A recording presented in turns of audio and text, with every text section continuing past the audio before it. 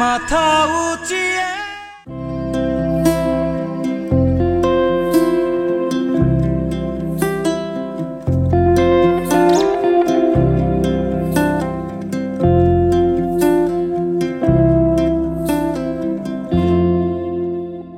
সুপ্রিয় দর্শক, কেমন আছেন আপনারা? আশা করি খুবই ভালো আছেন।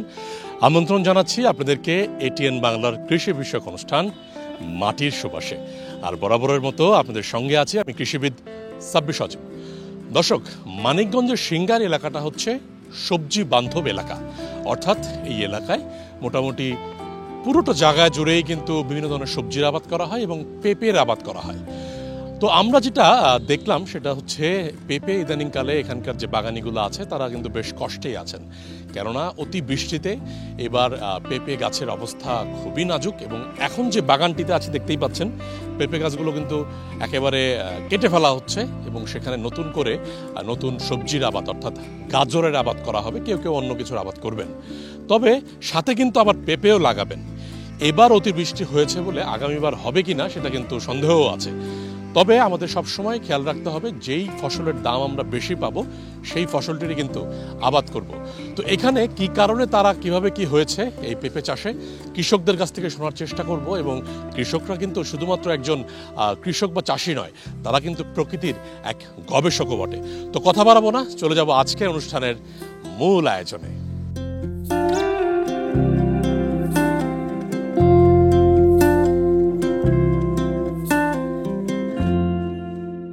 মানিকগঞ্জের সিঙ্গার উপজেলার আয়তন 217.56 বর্গ কিলোমিটার। মূলত এই সিঙ্গাইর উপজেলাকে পুরো ঢাকার কিচেন হাউস বলা হয়। তবে ইদানিংকালে প্রচুর বৃষ্টিপাত হওয়ার কারণে মানিকগঞ্জের সিঙ্গার এলাকার প্রচুর পেঁপে বাগান ক্ষতিগ্রস্ত হয়েছে। চাষিরা এখন বেজায় ব্যস্ত নতুন করে আবার ফসল করার। যদিও বা কিছু কিছু চাষির কোনোই ক্ষতি হয়নি, এর কারণ হচ্ছে তার পেঁপে বাগানটি উঁচু জমিতে করা।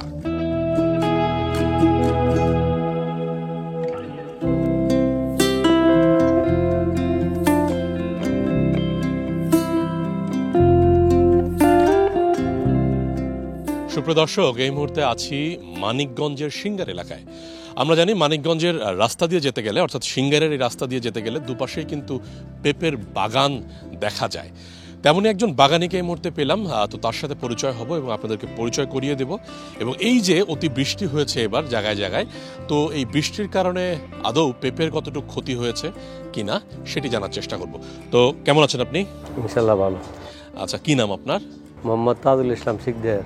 আচ্ছা, এই যে আপনার পেঁপের বাগান দেখতে পাচ্ছি, মোটামুটি কতটুকু জায়গায় এখানে করা হয়েছে? 2 পাখি। আচ্ছা, মোটামুটি এই যে আপনার যতটুকু জায়গায় বাগান দেখতে পাচ্ছি মোটামুটি ভালো আছে পেঁপে। বেশিরভাগ বাগানের অবস্থায় কিন্তু খারাপ। সাভার অঞ্চলে খোঁজ নেওয়া হয়েছে, সেখানেও খারাপ, এখানেও জয়মন্টপ এলাকার দিকেও খারাপ অবস্থা। তো আপনার বাগান মোটামুটি ভালো আছে কেন, এর রহস্যটা বলেন। জায়গাটা একটু উঁচু, আর হলো বৃষ্টি যাই নামছে, এক সাইডে একটু ক্ষতি হয়েছে, কিন্তু তাছাড়া আর বেখানি ভালো আছে, সবখানি প্রায়খানি। আর ওই পানি টানি বাজলে আপনার হলো পেঁপে গাছ নষ্ট হয় বেশি, ওই গোড়া থেকে পচে যায়। পানি পাইলে গোড়া থেকে পচে যায়, কান্দে যদি এগুলি যদি ভরে যায় পানিতে, তাহলে মনে করেন ক্ষতি হয় একটু বেশি। আর আমার পানি হলো 1 ঘন্টার দিকে নাইমে যায় পানি, এই জন্য আর কি ঠিক আছে। এই যে একটা পেঁপে গাছ কোত্থেকে ধরছে এবং কবে লাগাইছেন এটা একটু বলেন তো, দেখা একদম। গত বছর আশ্বিন মাসে লাগাই না। আশ্বিন মাসে?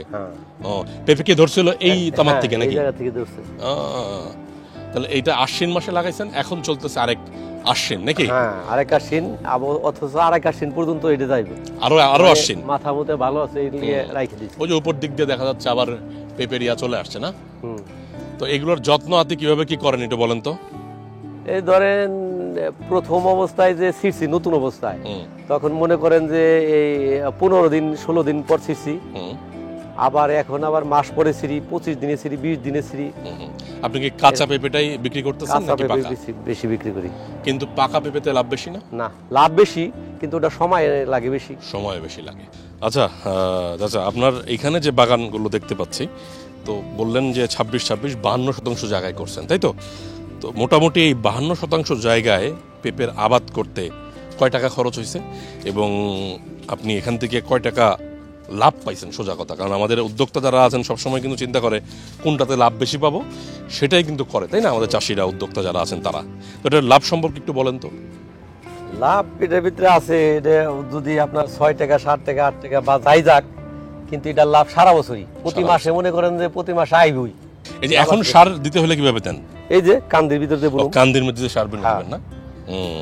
মানে শিকড়টা কি কান্দির ভিতরে, মানে নালার ভিতরে আছে? হ্যাঁ, নালার ভিতরে আছে, সাইড আছে, সাইড দিয়ে বেশি মনে হয় বাইরে রইছে, ওই যে বেরিয়ে রইছে দেখা যাচ্ছে। তো আপনি যখন এখন আবার এইটা কুবায় কাইটে এদিক ওদিক দিয়ে আবার এর ভিতরে শস্য দিয়ে দেব, টমেটো আছে, তারপরে ওই যে কফি লাগান যায়, বিভিন্ন ধরনের সবজি দেওয়া যায় আর কি। তাতে মনে করেন খরচটা ওইভাবে উঠে আসে, কিন্তু সাথী ফসলটা করার কারণে পুরোটাই লাভ, পুরোটাই লাভ। মানে সাথী ফসল করে, দর্শক এটাও কিন্তু একটা ব্যাপার, উনি সাথী ফসল করতেছেন এবং সাথী ফসল করার কারণে তার যে খরচটা পেঁপে চাষে সেটা উঠে আসতেছে, এবং পেঁপে দিয়ে যে বিক্রি করে যে টাকা পাচ্ছেন সেটা অতিরিক্ত লাভ নাকি? হ্যাঁ।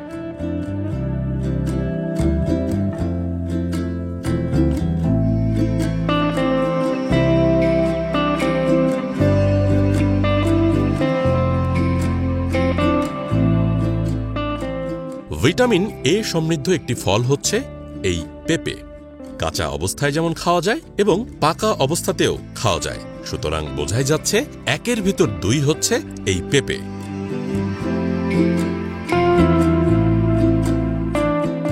সাধারণত উঁচু ও মাঝারি উঁচু জমিতে এই পেঁপে ভালো হয়, যদিও বা সিংগাইরের যতটুক এলাকা দেখা যাচ্ছে ততটুক এলাকাতেই কিন্তু বাগানগুলো মরে যাচ্ছে কিংবা মরার মতো উপক্রম অবস্থা।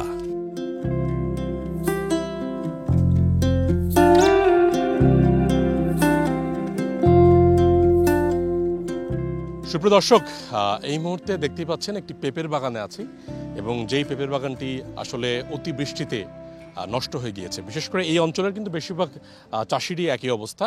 যদিও আমরা একটা ভালো বাগান পেয়েছি, সেটা আপনাদের দেখালাম। এখন যেই বাগানে আছি প্রায় 60% জায়গায়, তাই না? তো কি নাম আপনার? মোহাম্মদ শাহজাহান। মোহাম্মদ শাহজাহান। আপনার এই বাগানটা হচ্ছে সিংগাইরের ধল্লা ইউনিয়নে, তাই না? তো এই যে পেঁপে গাছ তো প্রায় নষ্ট হয়ে গেছে সবগুলোই নাকি? কি কারণে হইলো? বৃষ্টির কারণে। এই যে যেগুলা কাটছেন, এই কাটার পরে আবার কি লাগাবেন? আবারও ওই গাজল লাগামু আর এই পেঁপের চারা। তো একটা কথা বলেন তো, এই যে 60% জায়গায় যে পেঁপের আবাদ করছেন, কয় টাকা খরচ হয়েছিল? না, খরচ হয়েছে 50-60 হাজার টাকা খরচ হয়েছে আমার। পেঁপে কি একটু বেচতে পারেন নাই? পেঁপের বেচছি কিছু, ও বেচা না, খরচ উঠে নাই? খরচ ওঠে নাই। তো এটার কারণে কৃষি বিভাগ থেকে আপনাদের কোনো সাহায্য বা পরামর্শ কি কিছু দিছে? না, কৃষি বিভাগতে আমরা কোনো কিছু সাহায্য পাই নাই, কোনো বলে নাই, মানে কিছু বলে নাই। প্রণোদনা তো দূরে থাক, তাই না? তো আপনাদের এই অঞ্চলে তো পেঁপে প্রচুর আবাদ হয়। হ্যাঁ, প্রচুর আবাদ আছে। এবং দর্শক, আমরা যদি খেয়াল করি যে গাছটা ফেলে দেওয়া হয়েছে, এটা একটা পুরুষ গাছ পেঁপের, হ্যাঁ, গোড়া কিন্তু অত জোর নাই, না, তাই না? এবং গাছের আগা অর্থাৎ অগ্রভাগ যদি খেয়াল করি, পাতাটা একদম নষ্ট হয়ে গেছে, তাই তো? গাছ যদি ভালো থাকতো তাহলে রাখতেন নাকি? রাখতাম, হ্যাঁ। দর্শক, এটা একটা ব্যাপার, আপনি কৃষিকাজে সবসময় যে একটা ফসল নিয়ে আগাবেন তা কিন্তু নয়। না, আপনাকে সাথী ফসল, আবার যেই ফসলটা করলে আপনি আর্থিকভাবে বেশি লাভবান হতে পারেন সেই ফসলগুলো কিন্তু আবাদ করতে হবে, তাই তো? তাই তো।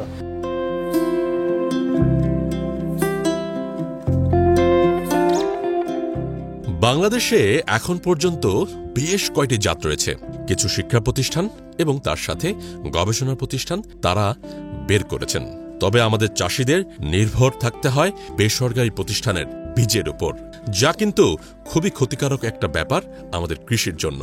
কেননা ওপি ভ্যারাইটি অর্থাৎ ওপেন পলিনেটেড যে ভ্যারাইটিগুলো রয়েছে সেগুলো আমাদেরকে বেশি বেশি করে চাষ করতে হবে। এতে করে আমাদের উৎপাদিত সেই পেঁপে থেকে আমরা বীজ রাখতে পারবো এবং চারা তৈরি করতে পারবো।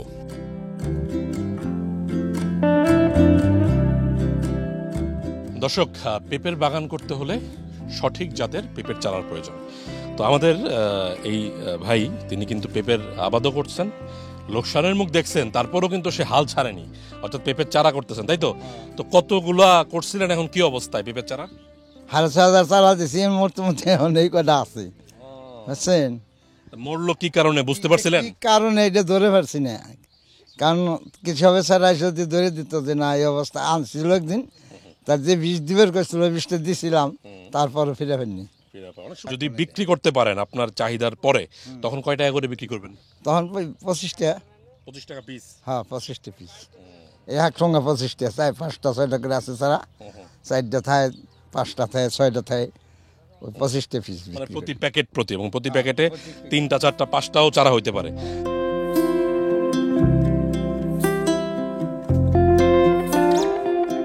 কৃষির আধুনিকায়ন হয়ে আসছে বহু বছর আগে থেকে। একটা সময় লাঙ্গল দিয়ে চাষ দিতে হতো কৃষকের, এখন পাওয়ার টিলারের মাধ্যমেই চাষ দিতে হচ্ছে আমাদের সোনার এই বীর সৈনিকদের।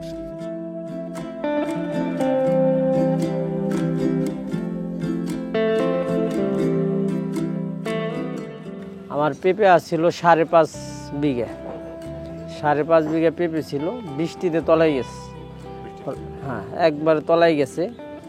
5.5 বিঘার ভিতরে কিছু অল্প কিছু 1 বিঘার মতো আছে, আর বাদ বাকি যা আছে সব মরে গেছে। পরে সেগুলো আবার ভেঙে ফেলছি, ভেঙে লাউ করছি। লাউ অবস্থা খারাপ, যায় অবস্থা। আর এটা তো পানির কারণে, গোড়ায় পানির কারণে পানি পাইছে, ওটা অবস্থা ভালো না। আর 3 পাখি যা আছে, এই 3 পাখি আমি মাত্র 3 পাখি চাষ করে আসলাম এই টিলার দিয়ে। আমার মোটামুটি বিঘায় 1 লাখ টাকা করে, যেমন 4 লাখ টাকা লস হয়েছে। তাহলে 4 বিঘায় 4 লাখ টাকা গেছে আমার। সরকারিভাবে কি কর্মকর্তারা কেউ এসে প্রণোদনা না, কিংবা কেউ ক্ষতিপূরণ আসে দিবে নাই। বলছে? না, কেউ আসে নাই, কারোর সাথে আমাদের যোগাযোগও নাই, কেউ আসেও না। আর আমরা ওই রকম কার সাথে যোগাযোগ করব? এবছর সমস্যা তো সবটাই। প্রথমত 1 নম্বরে হয়েছে সারে। সার তো এক এক জায়গায় এক এক রকম। কৃষি অফিসে গেলে বাদে, মিটিংয়ে গেলে বলতেছে সরকারি রেটে সার পাওয়া যাইতেছে, পর্যাপ্ত পরিমাণ আছে। আবার এদিকে ডিলারের কাছে গেলে বাদে সার নাই, দাম বেশি নাকি? 13 সরকারি রেটের চাইতে 1700-1800 টাকা বেশি, মানে কি এরকম।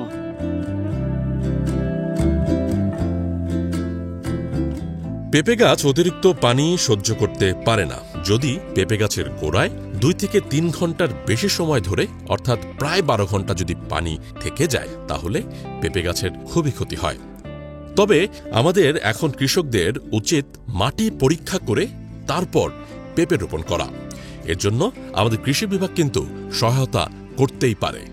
যদিও আমাদের কৃষক অনেক সময় বলে থাকেন তারা পর্যাপ্ত পরামর্শ পাচ্ছেন না, তারা পর্যাপ্ত পরিমাণে সুযোগ সুবিধা পাচ্ছেন না।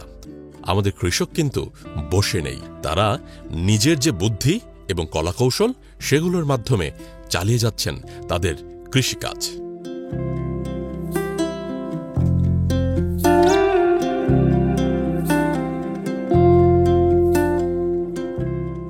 দর্শক, মানিকগঞ্জের ধল্লা ইউনিয়নের আরও একজন চাষির সাথে আছি এই মুহূর্তে। তো কি নাম আপনার? এরশাদ মোল্লা। এরশাদ মোল্লা। আচ্ছা, আপনি একটু বলেন তো, এবার তো অনেক বৃষ্টিপাত হচ্ছে, এরকম বৃষ্টিপাত আপনার এই কৃষি জীবনে আগে দেখেছেন কিনা, এবং আপনার বাগানের অবস্থা কেমন এবার?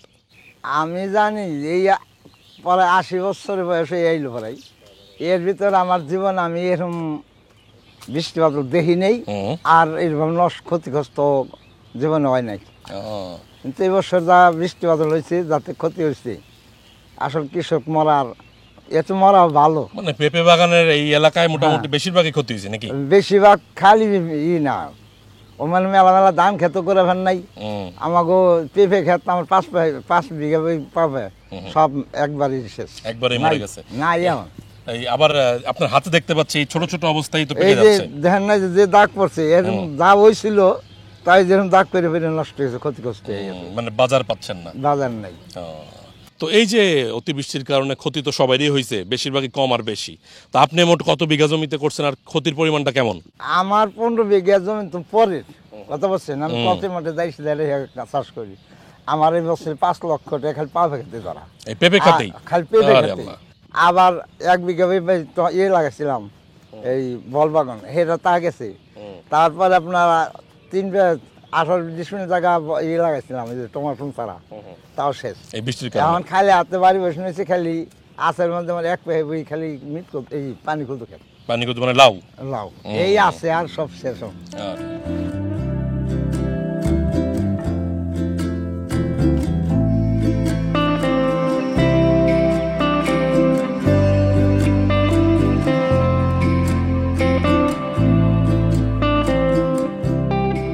কৃষি সম্প্রসারণ অধিদপ্তরের প্রধান কাজ হচ্ছে পরামর্শ দেওয়া। তবে প্রত্যেক সময়ে কিন্তু, বিশেষ করে প্রত্যেক বাজেটে বিভিন্ন ধরনের কৃষি প্রণোদনা দেয়া হয় আমাদের কৃষককে।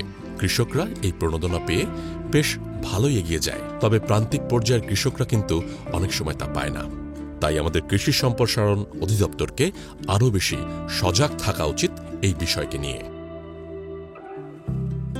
আমরা জানি মানিকগঞ্জ জেলার সিংগাইর উপজেলাকে ঢাকা কিচেন বলা হয়। এইখান থেকে প্রতিদিন শত শত মেট্রিক টন সবজি আমাদের ঢাকা শহরে যায় এবং এই সবজি উৎপাদনের জন্য কৃষকরা সারা বছরই তার মাঠকে বিভিন্ন সবজি দ্বারা আচ্ছন্ন করে রাখে। মানিকগঞ্জ জেলায় 923 হেক্টর জমিতে পেঁপে চাষ হয়ে থাকে। এখানে বছরে প্রায় 80,000 মেট্রিক টন পেঁপে উৎপাদন হয়। সম্প্রতি আগস্ট, সেপ্টেম্বর, অক্টোবর এই 3 মাসে প্রায় 300 মিলিমিটার বৃষ্টিপাত হওয়ায় সিংগাইর উপজেলার কিছু কিছু এলাকায় পেঁপে কিছুটা ক্ষতি হয়েছে। সেখানে অতিবৃষ্টির ফলে পেঁপে গাছের গোড়ায় পানি জমে যাওয়ায় গাছ নষ্ট হয়েছে। কৃষি সম্প্রসারণ অধিদপ্তরের লোকজন সেখানে ক্ষতিগ্রস্ত কৃষকের তালিকা তৈরি করছে এবং তালিকা অনুযায়ী কৃষকের জন্য আমরা কৃষি প্রণোদনা ও কৃষি পুনর্বাসন ব্যবস্থার মাধ্যমে তাদের যে ক্ষতি সেটি পুষিয়ে নেওয়ার জন্য আমরা কাজ করছি। আমরা আশা করছি যে এতে করে সামনে রবি মৌসুমে কৃষকের এই ক্ষতি পুষিয়ে যাবে।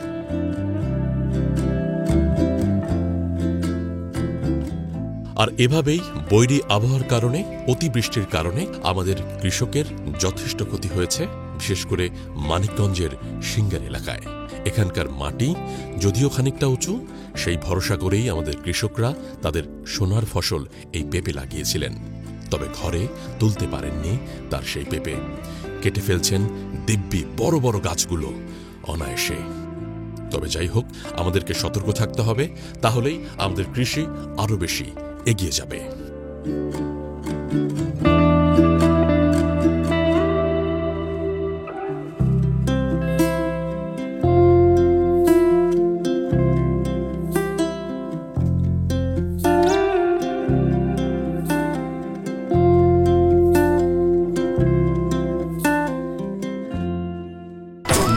মাথা উঁচিয়ে।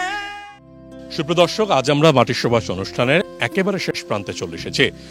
আজকের পর্বে আপনাদেরকে নিয়ে এসেছিলাম মানিকগঞ্জের সিংগার এলাকায়। মূলত এই এলাকাটি সবজির জন্য বেশ প্রসিদ্ধ, আর সেই হিসাবে কাঁচা পেঁপে এখানে প্রচুর পরিমাণে আবাদ হয় এবং কেউ কেউ পাকা পেঁপে হিসাবেও বাজারে বিক্রি করেন। তবে সবচাইতে বড় ব্যাপার হচ্ছে, গত বৈশাখ থেকে এখন আষাঢ় মাস পার হয়ে একেবারে আশ্বিন মাস এই পর্যন্ত কিন্তু বৃষ্টিপাত হচ্ছে। তার সাথে তো সূর্যের তীব্রতাও বেড়েছে এবং এ কারণে আমাদের কৃষকরা এই এলাকার বিশেষ করে নাজেহাল এক অবস্থায় আছেন। তাদের পেঁপে বাগান বেশিরভাগই নষ্ট হয়ে গিয়েছে এবং অনেকেই দুশ্চিন্তায় আছেন। প্রায় 4-5 লাখ টাকা করে লোকসানের মুখ দেখেছেন। আবার যারা উঁচু জমিতে করেছেন, গুটি কয়েক লোক আছে। তো কৃষিক্ষেত্রে এই আবহাওয়ার বিষয়টা বা জলবায়ুর বিষয়টা খুব বেশি আমাদের জড়িত এবং যত বেশি কৃষক সচেতন থাকতে পারবে ততই কিন্তু তারা এগিয়ে যেতে পারবে। সেক্ষেত্রে অবশ্যই কৃষি বিভাগ এবং আবহাওয়া অধিদপ্তরের কাজ হচ্ছে সঠিকভাবে এবং যতটুকু পারা যায় আমাদের কৃষকদেরকে সেই তথ্যটা দিয়ে সহায়তা করা। দর্শক, আজকের মতো বিদায় নিচ্ছি। দেখা হবে আবারও আগামী পর্বে নতুন কোনো বিষয় নিয়ে। ততক্ষণ তো ভালো থাকুন, সুস্থ থাকুন, এটিএন বাংলার সাথেই থাকুন। সবার বড় যোদ্ধা তোরা, সবার বড় যোদ্ধা তোরা, নেরে সবার শ্রদ্ধা তোরা, নে মাথা উঁচিয়ে।